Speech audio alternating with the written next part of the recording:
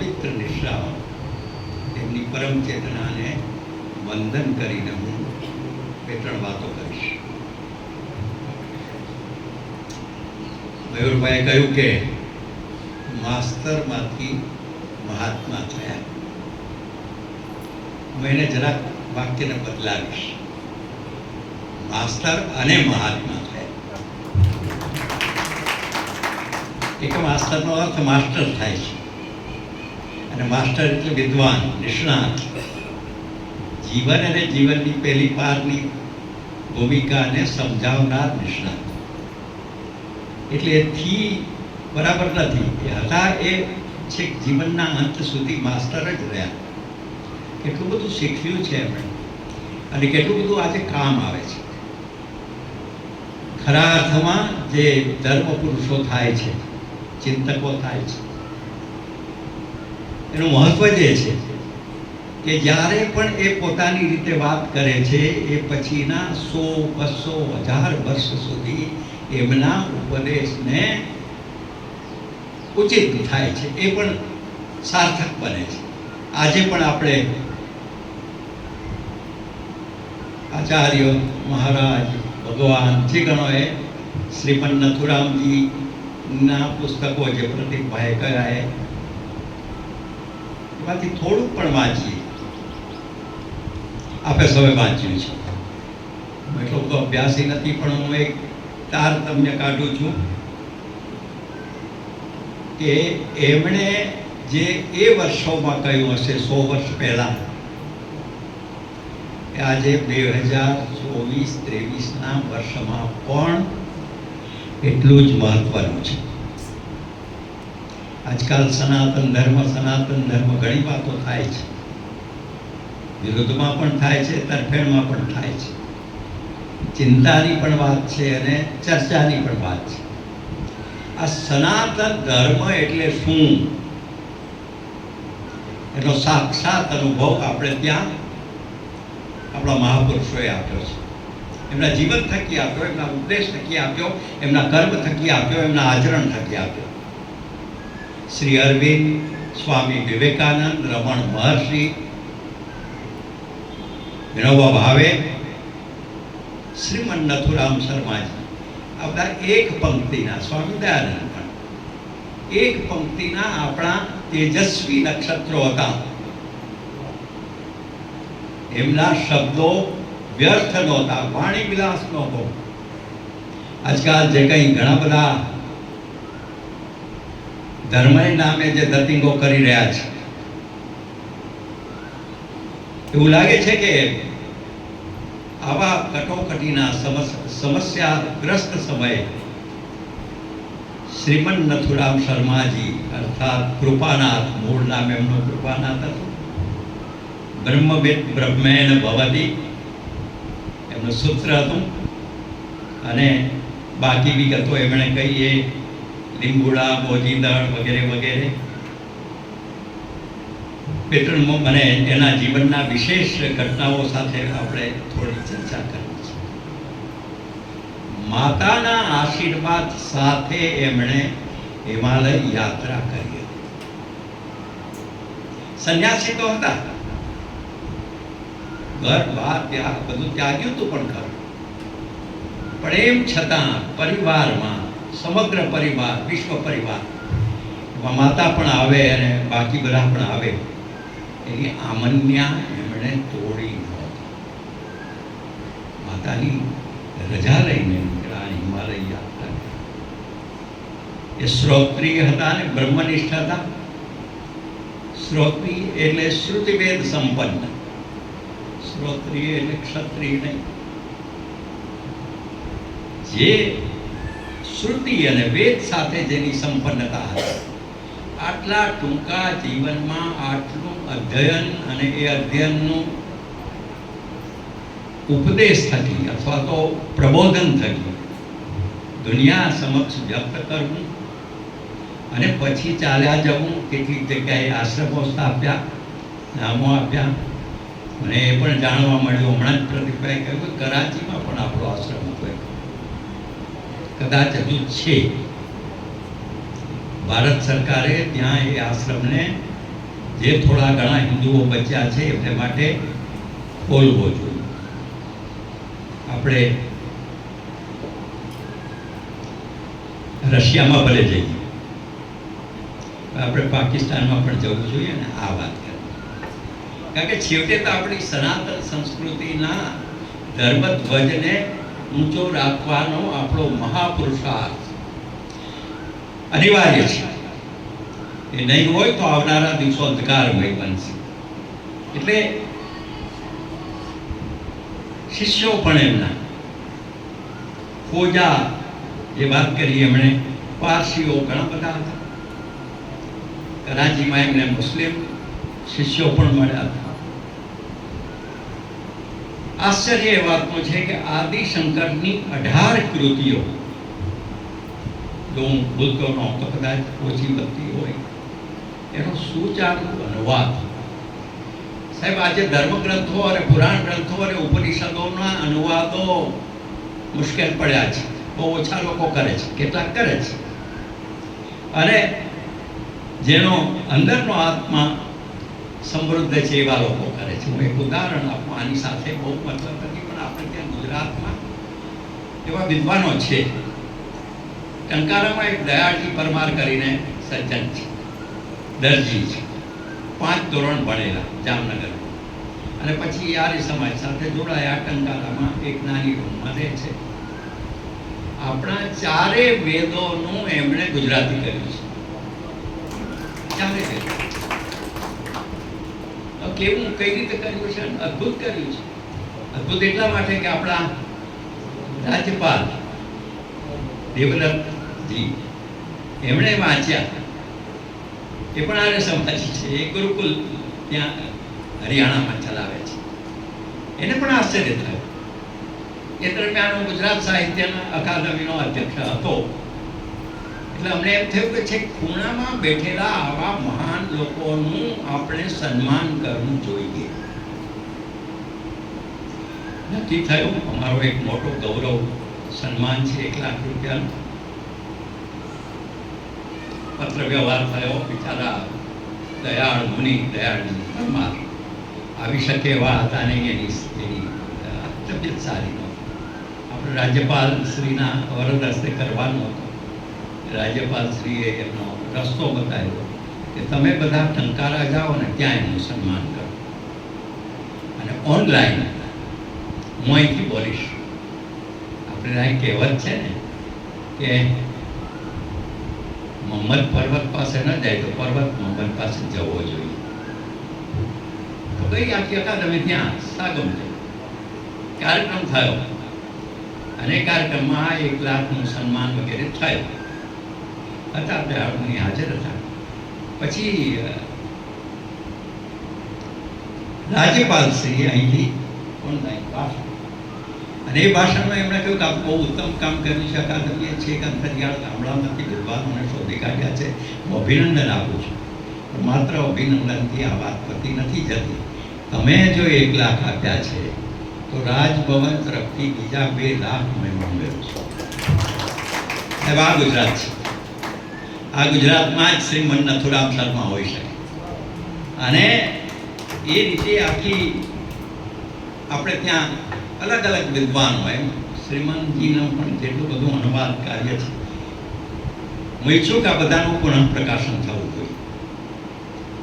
મારા જેવાને તેમ પણ લાગે કે સાહિત્ય પરિષદ અથવા તો સાહિત્ય અકાદમી અથવા તો સંસ્કૃત અકાદમી, લેલી સાહેબ, અથવા તો ગુજરાતનું શિક્ષણ ખાતું, એના તમામ પુસ્તકોનું પુનર્મુદ્રણ કરવું તો લોકો પાસે જશે. એ તો અત્યારે મને જ ખબર નથી કે આટલા બધા પુસ્તકો છે. અત્યારે મેં જોયા ત્યારે ખબર પડી. તો ગીતા, ઉપનિષદ, બ્રહ્મસૂત્ર, શંકરાચાર્યનું જે અઘરામ અઘરી વસ્તુ છે, એકાદ વાર મેં હાથ અડાડ્યો તો અમે તો આપણું અગજ્યું નહીં. એટલે પછી એના ઉપર, પતંજલિ ઉપર, સાંખ્ય અને વેદાંત ઉપર એમણે જે કર્યું છે એ અદ્ભુત અને ઐતિહાસિક છે. હું આ 2 શબ્દો અંડરલાઈન કરીને કહું છું કે ઐતિહાસિક છે. આપણે જેટલું આમનું વિસ્મરણ કરીશું એટલા આપણી સાંસ્કૃતિક ધરાશાયી થવાની પળ નજીક લાગશે. આપણે સાંસ્કૃતિક ભારત અને સાંસ્કૃતિક વિશ્વ, કે છેવટે તો આપણે એકમ સત વિપ્રા બહુધા વદંતી કહીએ છીએ, સત્ય એક છે, જુદા જુદા લોકો એનો ઉપદેશ સત્ય, અને આપણે એમ પણ કહીએ છીએ કે વસુધૈવ કુટુંબકમ, આપણું વિશ્વ આપણો પરિવાર છે. આ કેવળ હિન્દુ ધર્મ, કેવળ સનાતન ધર્મના આધારે, બીજા કોઈ નથી કહ્યું. કોઈ એમ કહ્યું કે સામેના વાળા કાફર છે, કોઈ એમ કે છે બીજા બધાને મારી નાખવા છે, કોઈ કહે આમ શત્રુવટ દાખવે છે. ક્રુઝેડ યુદ્ધો થયા મધ્ય પૂર્વમાં ને એમાં ઈસાઈ વર્સિસ મુસ્લિમ થયા, અને નામ એને આપવામાં આવ્યું ધર્મયુદ્ધ. સાહેબ, ધર્મ એટલે શું? ત્યારથી જ આપણી ભ્રમણાઓ કેટલાક લોકોની છે. ધર્મયુદ્ધ કઈ રીતે કહી શકાય કે જેમાં હત્યાકાંડો હોય, પણ આ ભૂમિકાએ આપણે ત્યાં જે થયું એની વચ્ચે ભારત સનાતન ધર્મ અને એ જે એમણે આખું કામ કર્યું છે એનું આપણે સ્મરણ કરવું હોય. અને માત્ર સ્મરણ નહીં, આમ ઠીક છે મોક્ષો છીએ, ભજન કરીએ, કીર્તન કરીએ, થોડું વાંચીએ, અહોભાવ ગુરુદેવને દર્શન કરીએ, આ બધું બરાબર જરૂરી છે, પણ એની સાથે આપણે આપણા જીવન થકી બીજા 5નો બદલાવ લાવી શકીએ છીએ કે કેમ? આ મહાપ્રશ્ન છે. અને આપણે ત્યાં સૌથી મોટી ખૂબી અથવા તો ખામી હોય તો એટલું છે કે આપણે આપણા પૂરતા મર્યાદિત બની જઈએ છીએ. આપણી પાસે શહેરી છે, આપણી પાસે પરિવાર છે, આપણી પાસે પ્રદેશ છે, આપણી પાસે દેશ છે, આપણી પાસે દુનિયા છે. ત્યાં સુધી પહોંચવાનું છે, અને પહોંચવા માટે જાગૃતિ અનિવાર્ય છે. શ્રીમદ પણ જેમ અનેક લોકોને મળતા અને એમણે કહ્યું હતું, એમાં એમણે કદાચ આમાં હશે કે નહીં, પણ એ હું ચોક્કસપણે માનું છું કે રાષ્ટ્ર ધર્મની સાથે તત્પર હતા. રાષ્ટ્ર ધર્મ એમને માટે મહત્વનો હતો. અને રાષ્ટ્રે જાગ્રયામ વયમ પુરોહિતા, રાષ્ટ્રમાં આપણે જાગતા રહીએ, જ્યાં હોઈએ ત્યાં જાગતા રહીએ. આપણે શિક્ષક હોય શિક્ષક તરીકે જાગીએ, આપણે ધારાસભ્ય હોય તો ધારાસભ્ય તરીકે જાગીએ, આપણે ધર્મગુરુ હોય તો ધર્મગુરુ તરીકે જાગીએ, આપણે સરહદના મેદાનમાં લડતા હોઈએ, યુદ્ધો કરતા હોય તો યુદ્ધ સમયે જાગીએ, આપણે પાર્લામેન્ટમાં જાગીએ, આપણે શિક્ષણ સંસ્થામાં જાગીએ. જ્યાં જેટલું આપણને જાગતા થવાનું હોય ત્યાં રાષ્ટ્ર જાગ્રયામ વયમ પુરોહિતા, એ કરવાનું. એ એક મહત્વની વાત એમણે કરી. છેલ્લી વાત કહી દઉં, બહુ વધારે વિગતો આપણે પ્રમુખશ્રીને સાંભળવાના છે. ગીજુભાઈ બધેકા પણ શ્રીમદના શિષ્ય હતા એવું મેં વાંચ્યું. હરગોવિંદદાસ અજરામર પંડ્યા, જેની વાત થઈ, જેને પછી તો દક્ષિણામૂર્તિમાં મોટા ભાઈ કહેતા, નાના ભાઈ સાથે મોટા ભાઈ. નાના ભાઈ પણ અદ્ભુત માણસ હતા, પોતાને લાગે એવું કહી દેતા, પણ અસલ બ્રાહ્મણ હતા એ, અને અસલ રાષ્ટ્રવાદી બ્રાહ્મણ હતા. તો એમની સાથે પછી એ રહ્યા હરગોવિંદદાસ અજરામર પંડ્યા, અને ત્યાં મોટા ભાઈ તરીકે જાણીતા.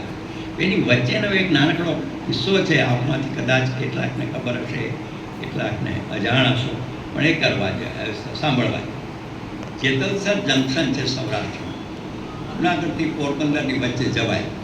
એ વખતે ત્યાંથી ગાડી બદલવી પડે. જુનાગઢથી પોરબંદર જવું હોય તો એકવાર 1892માં સ્વામી વિવેકાનંદ ગુજરાતની યાત્રાએ હતા, અને વિચારજો કે આખા દેશમાં સૌથી વધુ દિવસો સ્વામી વિવેકાનંદે ગાળ્યા હોય તો ગુજરાતમાં.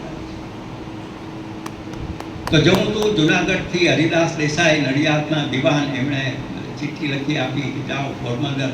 પોરબંદરના દિવાન પંડિતજી હતા, એ બહુ વિદ્વાન હતા, એમની પાસે જવાનું હતું. વચ્ચે જેતલસર આવે, કડકડતી ટાટ, રાત પડી, 6-7 વાગે તો પહોંચી ગયા જેતલસર. ટાટ કહો કે મારું કામ એટલું બધું કડકડતી ટાટ હતું. જવું ક્યાં? પૂછ્યું તો કે હવે તો સવારે 6 વાગે પોરબંદર જવાની ગાડી આવશે, આખી રાત કાઢવાની. આ તો સાધુ પુરુષ, કષ્ટોની વચ્ચે કમળ ખીલવનારા પુરુષ બેન્ચ ઉપર સૂઈ ગયા હતા, એક ચાદર ઓઢી. એ દરમિયાન જેતલસર રેલવે સ્ટેશનના આસિસ્ટન્ટ સ્ટેશન માસ્ટર પંડ્યા, મેં જેમનું નામ લીધું એ હરગોવિંદદાસ અચરામણ પંડ્યા, લાલટેન લઈ નીકળ્યા, બધું કામ કરતા એ વખતે સ્ટેશન માસ્ટર. આને જોયું કે એક સાધુ સુતા છે, આવી ટાઢમાં કઈ રીતે આ તો માણસ સૂતો હશે. ઉઠાડે, મહારાજ कहाँ जाना है? हमें पोरबंदर जाना है. तो पोरबंदर की ट्रेन तो 6 बजे निकले, आ गए. પંડ્યાજીએ પોતાના સ્ટાફ ક્વાર્ટર્સમાં એને લઈ ગયા, આરામ કરાયો, ભોજન કર્યું. પછી ભોજન કરીને સવારના 6 વાગ્યા સુધી સમય તો સૂઈ જાય સ્વાભાવિક. આ બે બેઠા ચર્ચા કરવા, અને ચર્ચા કરતા કરતા કેટલી બધી ચર્ચા થઈ. પંડ્યાજી માણસ પારખું હતા. શ્રીમદ નથુરામ શર્માના શિષ્ય હોય એમાં કેવું છું જોયું. તો ઘણી બધી ચર્ચાઓના અંતે 5-1 વાગ્યા પછી કે હવે ચાલો તૈયારી થાય, હમણાં ટ્રેન આવશે. એ દરમિયાન એમણે કહ્યું, સ્વામીજી મારે એક વાત કરવી છે. બોલો. હું તો નાનો માણસ છું, પણ મેં છાપામાં એવું વાંચ્યું છે ત્યાં કે આગામી દિવસોમાં શિકાગોમાં વિશ્વ ધર્મ પરિષદ થવાની છે, અને આપ જેવા વિદ્વાન જો ત્યાં જાઓ તો આખું અમેરિકા, યુરોપ તમને ધન્યવાદ આપશે, અભિનંદન કરશે, તમારી પ્રશંસા કરશે. અને એકવાર અમેરિકા કે યુરોપમાં કોઈની પ્રશંસા થાય તો ભારતમાં આપોઆપ પછી એની પ્રશંસા થવાની આપણી મનોવૃત્તિ છે.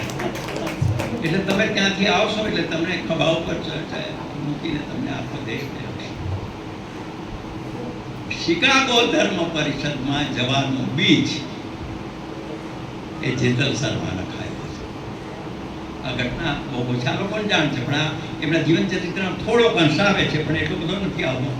તો આ ઘટના મેં એટલા માટે કહી કે છેવટે તો આ બધાનો તાર બિલકા આશ્રમ સુધી પહોંચતો. અને ત્યાં જે વ્યક્તિ બેઠા હતા, વ્યક્તિ વિશેષ બેઠા હતા, માસ્ટર બેઠા હતા,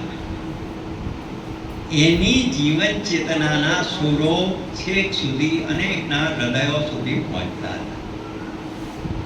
હું આને બીજી રીતે પણ જોઉં છું. શ્રીમંતજીનો જીવન ચરિત્ર તમે જોયું, કેટલી બધી વાતો સામાન્ય હતા. શિક્ષક હતા, આ હતા, તે હતા, ભણ્યા. તો સામાન્યમાંથી અસામાન્ય જન્મે છે. આ મનુષ્યની મહત્તા છે. કોઈ જન્મથી અસામાન્ય બનતું નથી. કેટલાક ગુણો જરૂર હોય, પણ એનું ઘડતર થતા થતા એ સામાન્યથી અસામાન્ય બનવાનું. એટલે કે માસ્તરથી મહાત્મા, જો મયુરભાઈનો શબ્દ વાપરો તો, પણ હું કહું કે માસ્તર અને મહાત્મા આ એમનો આખો જીવન પ્રયોગ હતો. આ મહાપુરુષો પોતાના પ્રયોગ દ્વારા આગળ વધે છે, અને પ્રયોગમાંથી એ એક તેજસ આભા પ્રગટાવે છે. એ આભા વર્ષો સુધી, દૂર સુધી પહોંચે છે. કેવળ ભારત નહીં, બીજે પણ પહોંચે છે. અને એટલા માટે ભારત, એને જો જગતગુરુ કહેવામાં આવે છે, માત્ર નથી, અગાઉના જન્મમાં હતું. નાલંદા યુનિવર્સિટીનું શું હતું? આખી દુનિયાનું જ્ઞાન ત્યાં ઠલવાતું. પણ એ ભૂતકાળને જ માત્ર આપણે પ્રશંસામાં બદલાવીને આત્મવંચના કરવા જેવી નથી. આજે આપણે શું કરવું એની વ્યવસ્થા કરવી જોઈએ. સનાતન ધર્મનો વિશેષ અર્થ છે આ સંપ્રદાય નથી. ધર્મ એટલે ધારણા, ઇતિ ધર્મ. જે ધારણા કરે છે, જે અસંખ્ય આયામોથી જુદી જુદી રીતે પ્રસરેલો છે. ભાઈનો બહેન પ્રત્યેનો ધર્મ, પતિનો પતિનો ધર્મ પ્રત્યે, વ્યક્તિનો, પ્રદેશ પ્રત્યેનો, રાષ્ટ્ર પ્રત્યેનો ધર્મ. આ બધા પણ ધર્મો છે. આપણે બીજે નથી, બીજે રિલિજન છે. અને રિલિજન એટલે મારો કાપો, આપણામાં બનાવો, બધાને ધર્માંતર કરાવો, તલવારથી જીતો. દક્ષિણ આફ્રિકામાં જે નેલ્સન મંડેલા, એમણે એકવાર સરસ વિધાન કર્યું હતું કે અમે જ્યારે સાવ અજ્ઞાન હતા ત્યારે અમારી પાસે ધર્મગ્રંથો હતા, અમારી પાસે તલવારો હતા, અને જે પછી ક્રિશ્ચિયનો આવ્યા એની પાસે ધર્મગ્રંથ હતો. એટલે એમણે શું કર્યું, ધર્મગ્રંથ અમને પકડાવી દીધો ને તલવાર પોતે લઈ લીધું. આ કોઈ ઇતિહાસ છે આપણો. એ ઇતિહાસની વચ્ચે આપણે એક સહિષ્ણુ ધર્મની પ્રતિષ્ઠાપના કરવાની છે. સહિષ્ણુ ધર્મ, અને કેવો સહિષ્ણુ ધર્મ છે આપણો? આદિશંકરાચાર્ય અને મંડન મિશ્રની વાત જાણીતી છે. મંડન મિશ્ર પાસે વિદ્વાન હતા, પરમ વિદ્વાન હતા. શંકરાચાર્ય કે આપણે શાસ્ત્રાર્થ કરવો છે એમની સાથે. લોકોએ કહ્યું કે એમની સાથે ન કરાય, એટલા વિદ્વાન છે, તમને બિલકુલ એ હરાવશે. તો કે હરાવશે તો ફરી વાર કરીશ, તો ફરી વાર હરાવશે, તો ફરી વાર હું શાસ્ત્રાર્થ કરીશ. અરે તો પણ એ ત્રીજી વાર પણ તમને હરાવશે. એ મહાપંડિત છે. તો કે જેટલી વાર એ હરાવશે મારી વાત માનશે નહીં સનાતન ધર્મની, ત્યાં સુધી હું એની સાથે વાત કરું. સાહેબ દંડો નહીં ગણાય. એમ ના કહ્યું હું દંડો મારીશ, શાસ્ત્રાર્થથી કરીશ, બુદ્ધિથી કરીશ, તર્કથી કરીશ, શ્રદ્ધાથી કરીશ. આ સહિષ્ણુતા એ સનાતન ધર્મની પ્રાણ પ્રતિષ્ઠા છે. અને એમાં અજ્ઞાનનો આયામ એ મહત્વનો છે. મેં આ કેટલાક એમની આસપાસના જે કેટલાક જે વલણો હતા એના વિશે થોડીક વાત કરી છે. હું પુનઃ આપ સૌને અભિનંદન આપું છું. આપ અહીંયા આવ્યા. ખરી વાત એ છે કે આવી વ્યાખ્યાન માળા વારંવાર થવી જોઈએ. આ પ્રથમ મણકો છે, પણ માત્ર અહીં જ નહીં, કોલેજોમાં પણ થવી જોઈએ. કોઈને કોઈએ તો જવાબદારી સ્વીકારવી પડે. અને સારું નહીં લાગે છતાં મને એમ લાગે છે, હું ગયો છું બિલખા ઘણા થોડાક વર્ષો પહેલા, અને ઉત્કંઠા હતી કે પહેલી વાર સાહેબ દરવાજે તાળું હતું. આ કડવી વાત છે પણ કહેવી જોઈએ, એને આપણે સુધારવા છે. કેમ કે આજે રજા છે, હોય મારે જોવું છે સ્થાન વગેરે સિક્યુરિટી તો હોય ને.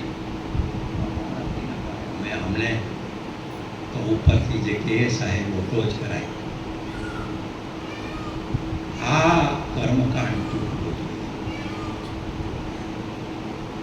બિલખાનો આશ્રમ વૈશ્વિક સ્તરે